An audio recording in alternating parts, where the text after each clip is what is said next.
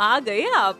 आ गए हो तो चैनल को सब्सक्राइब कर लेना, वीडियो अच्छी लगे तो लाइक और शेयर कर देना और हाँ, बेल आइकन जरूर दबा देना ताकि आपको नई वीडियोस की नोटिफिकेशन मिलती रहे।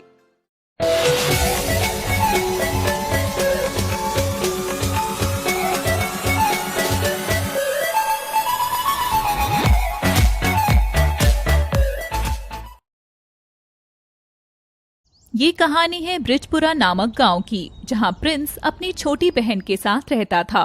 प्रिंस के माता पिता इस दुनिया में नहीं थे। जैसे तैसे छोटे मोटे काम करके प्रिंस अपना और अपनी छोटी बहन का पेट भर रहा था। फिर एक दिन प्रिंस गांव के बाहर किसी काम से जा रहा था, तभी उसे रास्ते में एक भैंस गड्ढे में फंसी दिखाई देती है। फिर प्रिंस कुछ लोगों को बुलाकर उसकी मदद करता है, पर जैसे ही वो भैंस गड्ढे से बाहर निकलती है तो प्रिंस देखकर हैरान हो जाता है कि वो बहुत घायल थी, जैसे किसी ने उसे जबरदस्ती पकड़ने की कोशिश की हो। फिर गांव के लोग प्रिंस को कहते हैं, अरे देखो भाई, ये तो बहुत घायल है, हमें नहीं लगता अब ये बच पाएगी। हाँ भाई, तुम सही बोल रहे हो। सही होती तो कोई भी इसे अपने घर ले जाता, पर इसकी हालत ऐसी है कि कभी भी मर सकती है। तो मरा हुआ सांप क्यों हम अपने गले में डालें? उन लोगों की बात सुनकर प्रिंस बहुत परेशान हो जाता है और मन ही मन भैंस की चिंता करता है। फिर वो सब लोगों से कहता है, आप लोग इसको साथ नहीं लेकर जा सकते तो कोई बात नहीं है, मैं लेकर जाऊंगा इसको और इसका पूरा ख्याल रखूंगा और ये बहुत ही जल्दी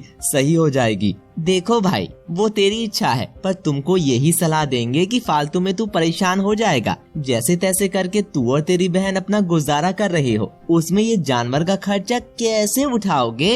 इन सब बातों की चिंता आप लोग मत करिए, मैं सब कर लूंगा। जैसी तेरी मर्जी भैया। फिर प्रिंस उस भैंस को अपने साथ घर ले जाता है, जहां उसकी बहन रानी उन दोनों को देखकर बहुत खुश हो जाती है। फिर वो प्रिंस को बोलती है, अरे वाह भाई, आप इस भैंस को कहां से लाए हो? पर देखो, ये तो घायल है। हाँ रानी, तभी तो लाया हूँ इसको, ताकि हम दोनों इसको सही कर सके। आप चिंता मत करो भाई, हम जल्दी इसको सही कर देंगे। फिर प्रिंस और रानी मिलकर उस भैंस की बहुत सेवा करते हैं, जिससे वो बहुत जल्दी सही हो जाती है। फिर एक दिन प्रिंस रानी को कहता है, रानी, अब हमारी ये भैंस बिल्कुल सही हो गई है और मैंने तो इसका नाम भी सोच लिया है। क्या नाम सोचा है भाई? चमेली। अच्छा है ना? वैसे मैं सोच रहा हूँ कि अब हम दूध का काम कर लेते हैं। वैसे भी गांव वालों के छोटे मोटे काम से मैं तुझे पढ़ा नहीं पा रहा। ठीक है भैया, मैं भी आपकी मदद करूँगी। नहीं, तू सिर्फ पढ़ाई करेगी, समझी? अगले दिन से प्रिंस सुबह जल्दी उठ जाता है और दूध निकालकर गांव में बेचने चला जाता है। पहले तो कुछ ही लोग उससे दूध लेते थे, पर उसके दूध की अच्छी क्वालिटी की वजह से गांव के ज्यादातर लोग उससे ही दूध लेने लगे। फिर एक दिन गांव का ही एक लड़का पवन रानी को रास्ते में परेशान कर रहा था, तभी वहाँ प्रिंस आ जाता है। फिर प्रिंस गुस्से से पवन को कहता है, ये क्या कर रहा है तू? तेरी इतनी हिम्मत कि तू मेरी बहन के साथ बदतमीजी कर रहा है? इसके साथ नहीं करेंगे तो तेरे साथ करेंगे। वैसे भी ये इतनी सुंदर है कि कोई भी इस पर लट्टू हो जाए।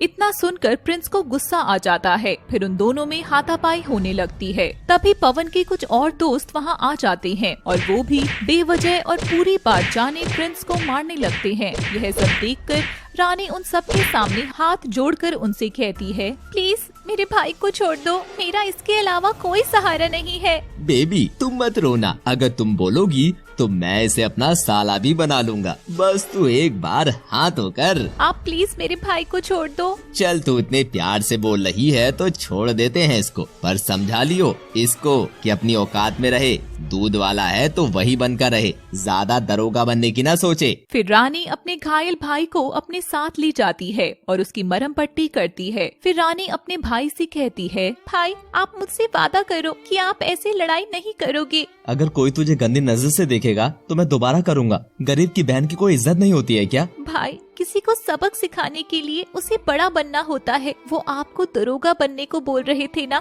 तो आप मुझसे वादा करो कि अब आप दरोगा बनकर ही दिखाओगे। पर रानी, हम दोनों में सिर्फ एक ही पढ़ सकता है। मैं चाहता हूँ कि तुम पढ़ो। भाई, आप पढ़ लोगे तो मैं ये मान लूंगी कि मैं पढ़ ली, पर अब मैं आपको दरोगा की वर्दी में ही देखना चाहती हूँ।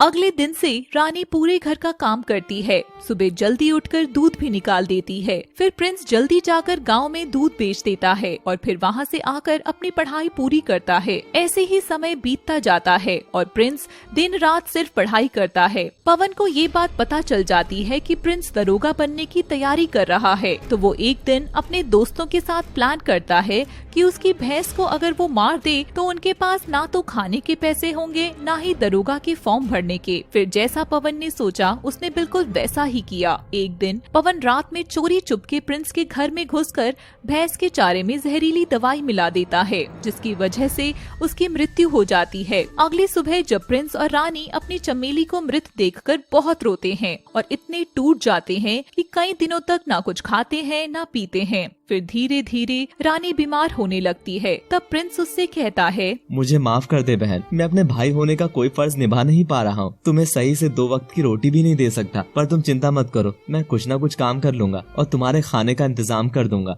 भैया आप मेरी चिंता मत करिए, आप सिर्फ अपनी पढ़ाई पर ध्यान दीजिए। वैसे भी अब दरोगा के फॉर्म भरे जाएंगे, आप बस वो कैसे भी भर दो। मुझे नहीं लगता बहन कि अब मैं फॉर्म भर पाऊंगा। हमारा जीने का सहारा सिर्फ चमेली थी, उसके जाने के बाद अब सब कैसे होगा समझ नहीं आ रहा। सब हो जाएगा भाई, आप चिंता मत करिए। फिर प्रिंस मंदिर चला जाता है और वहीं से अपनी बहन के लिए प्रसाद खाने को लेकर आता है और खुशी खुशी रानी से कहता है, रानी ये लो प्रसाद, अभी तुम इसको ही खाकर अपनी भूख मिटा लो। वैसे मेरे पास तुम्हारे लिए एक अच्छी खबर है। वो क्या है भाई? हमारे पास वाले गांव में दंगल हो रहा है और जो भी उस दंगल में जीतेगा उसे इनाम में 5000 रुपए मिलेंगे। ये तो बहुत अच्छी बात है भैया, पर आप तो जानते ही हैं दंगल में लोग जीतने के लिए किसी भी हद तक जाते हैं और मैं आपको खोना नहीं चाहती। बहन गरीबों की जिंदगी हमेशा ही खतरे से घिरी होती है और अगर मैं अपनी जान दांव पर नहीं लगाऊंगा तो हमें पैसे कैसे मिलेंगे। कुछ पाने के लिए थोड़ा खतरा तो उठाना ही पड़ेगा।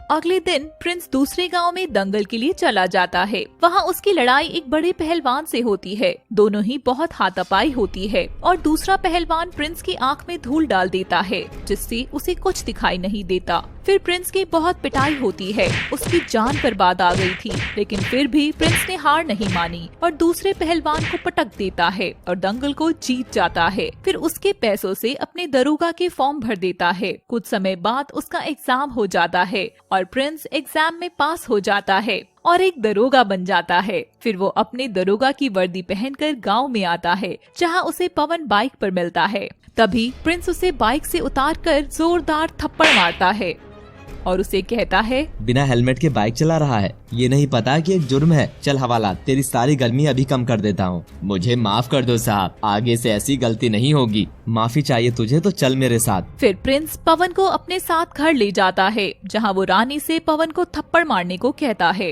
रानी भी उस दिन को याद करके जब उसके भाई और उसके साथ पवन और उसके दोस्तों ने मार पिटाई की थी, फिर रानी उसे थप्पड़ मारती है और उसे कहती है, ये थप्पड़ सिर्फ तुझे नहीं लगा है, बल्कि तेरे जैसे घटिया सोच वाले हर उस आदमी को लगा है जो गरीब की मजबूरी को अपनी ताकत बनाता है और गरीब लड़की को अपनी जायदाद। आज के बाद कभी भी किसी भी गरीब के साथ ऐसा करने की सोचना भी मत, वरना मेरे जैसे ही कितने गरीब दरोगा बनकर तुम जैसे बिगड़े अमीरों को सबक सिखा देंगे। और इंसान अगर मेहनत करे तो वो कुछ भी कर सकता है। अमीर गरीब का भेदभाव अब बंद करो, दुनिया बहुत आगे बढ़ चुकी है, अपनी सोच भी आगे बढ़ाओ। फिर पवन को अपनी गलती का एहसास होता है और वो उन दोनों से माफी मांगता है। मुझे माफ कर दो तुम दोनों। तो चैनल को सब्सक्राइब कर लेना, वीडियो अच्छी लगे तो लाइक और शेयर कर देना और हाँ, बेल आइकन जरूर दबा देना ताकि आपको नई वीडियोस की नोटिफिकेशन मिलती रहे।